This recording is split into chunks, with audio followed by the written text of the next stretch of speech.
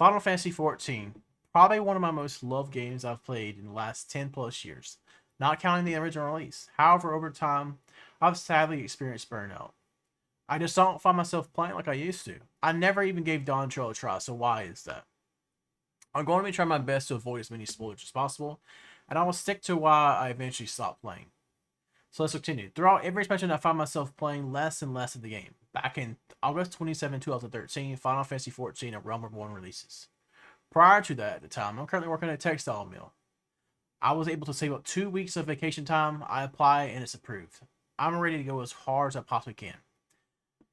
From the launch of Final Fantasy XIV and to where we're at now, this is probably the most I've ever continuously played the game. In fact, I played from launch all up to the end of Heaven's Sword. I think by the end of Heaven's Sword, I started to experience some fatigue with the game.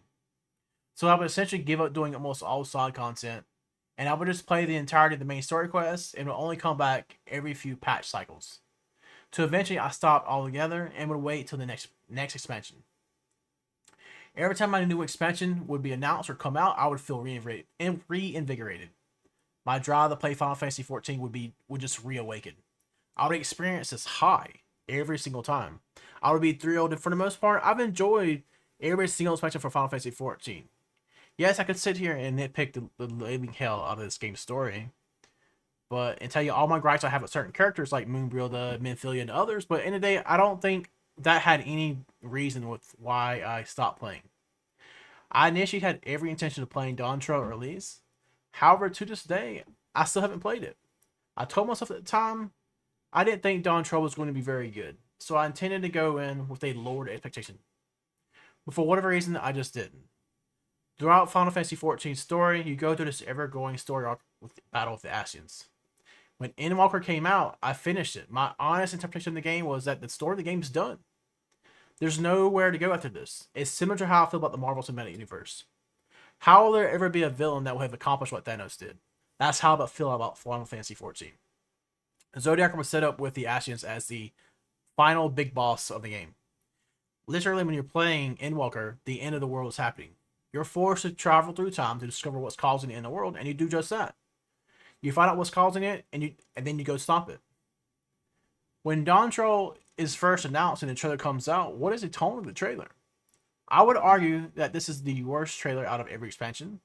I don't think the trailer is bad. It's very stunning. It's very pretty. It's very beautiful. However, it comes off to me as a filler episode and some anime where all the characters are going to the beach.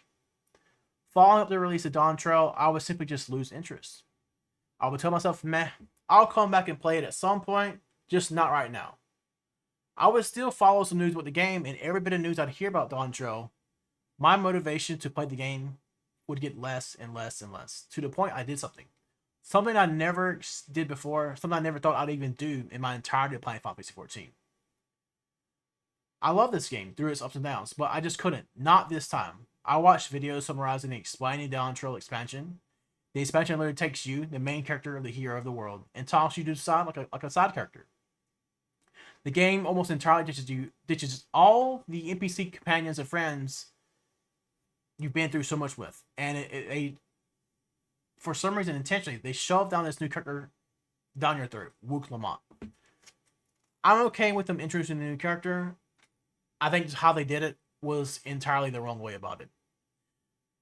I think the biggest issue going forward with Dawntrail was that the end of the Endwalker ending was it was too complete for me, and there was no real bad guy set up for the next expansion. So I always consider like a filler expansion. So there's been this controversial issue that players have took upon themselves to go back between every expansion and pile up and count them. So here in this image, you have Final Fantasy 2.0 and 7.1. This is for Dawntrail's main story quests and dialogue analysis.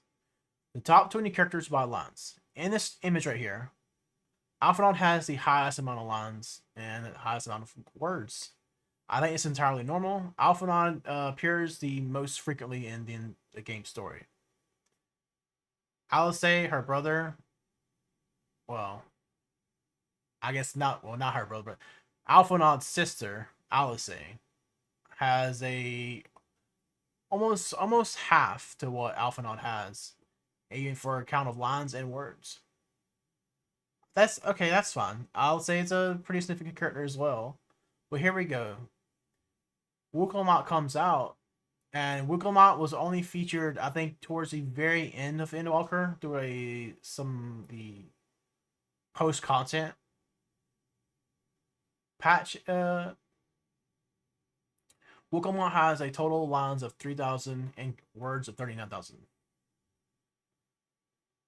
At the time, you would think, oh, that doesn't seem like that's that bad. It's sure it is. It is awkward that a character that has only one expansion essentially has almost a little over half the voice lines as some of these other characters. Look, 3,000, 5,000, and when you look at it in like Yishola, like wow, Yishola was in almost every single expansion. She only has 2,900 voice of lines. Like, I don't understand why it's entirely fine for them to introduce a Wookiee character and make him a pivotal focus, but I just don't understand why was it these lines. Why was it so uneven for? How did this one character accrue so much dialogue options? You know, I would say that if it was even as close to maybe around 1,000 or 1,500, that would still be a lot, but I think it would be so much more tolerable than what this is right here. Here I have another image as well I'd like to show you. So Dawntrail script analysis. Lines and words chart by the top 14 characters. Alright, so in here, we have that Wookiee is 3,500 for, what is this? The count of lines. But you see 3,500, 2,600, 2,700. Look at all these other characters. If you go back and look at all your previous expansions, there's never this much of a discrepancy. Most characters are somewhat even. Some have a little bit higher than others, but this is actually pretty egregiously high. I'm just not sure why they decided in this expansion to do this right here. From what I've been told, that the writers or the director for this one here is they stepped down and we had new people that took over.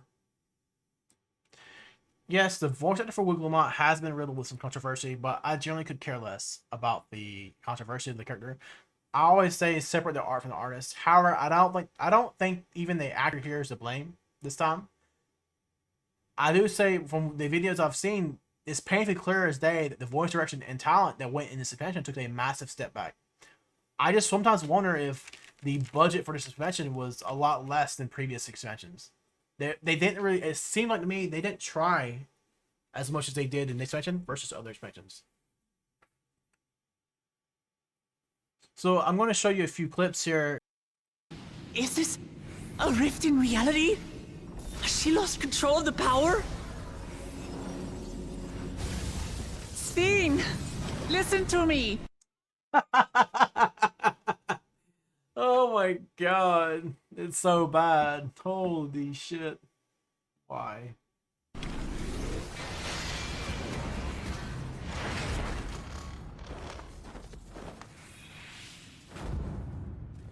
I understand. Just know that I have no context here. I mean, what I heard about the game, it didn't really spoil the story. All I kept hearing was just negative shit about the game over and over. Do. And I know that you won't be swayed from your course. But if there's truly no other way to resolve this... Oh. Just how? Why? In this is not the actor's fault. It's not. I just don't understand. Like, how did it slip through? Was the director just fucking drunk here? Like, he just didn't care? Then face me. Not as a machine, but as the real you. Oh, dude, it's. I don't need to watch anymore. Jesus Christ.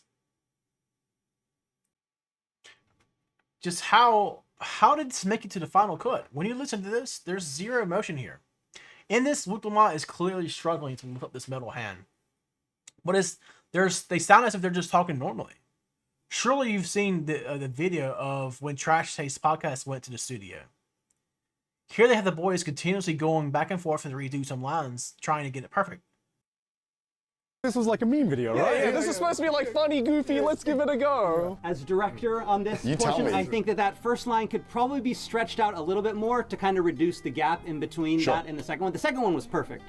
So maybe let's take it one more time with just a little bit more emphasis on making that first line, stretching it out a little bit, putting a little more feeling. Yeah. A little bit more feeling I in can it. eat it more. Where were you at during Dawntrail? Did Fox not have anything to do with this? Like, where was this level of professionalism here? Like, it's not, from my understanding, it's not just a voice acting that's bad in Dawntrail. There's just other elements.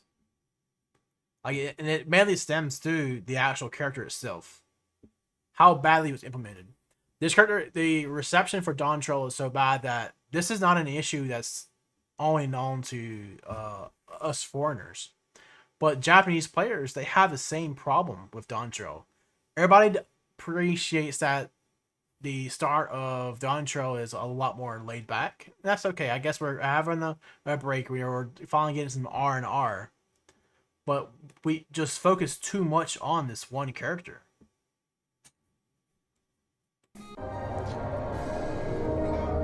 I hear during later expansions they go back and fix some of the voice lines in Dawntrail's expansion. But it just begs the question, how did this happen to begin with? Final Fantasy XIV: A Realm Reborn was sometimes ridiculed with how bad the voice acting was. That's why when Heavensward came out, almost the entirety of the voice cast was changed as they shifted from an LA-based studio to a London-based studio. This was received as one of the key selling and best points of Heavensward. I do, however, wish they would go back and redo voices in 2.0. I truly just have no idea, though, how the bar for quality was dropped so low. I sometimes wonder if the reason Luke Lamont was pushed on us so hard is they wanted to create or shift away from the original Scions. I imagine all the actors that have come back and forth and reprise their roles do get much more expensive. So what better the way to save money than to have new blood take over and continue? But as I thought about it, I said, well, that can't possibly be the issue because Japan is very notorious for never replacing their voice casts. I believe the same thing happened even in the actual original. Japan's voice actors did not change between 2.0 and 3.0.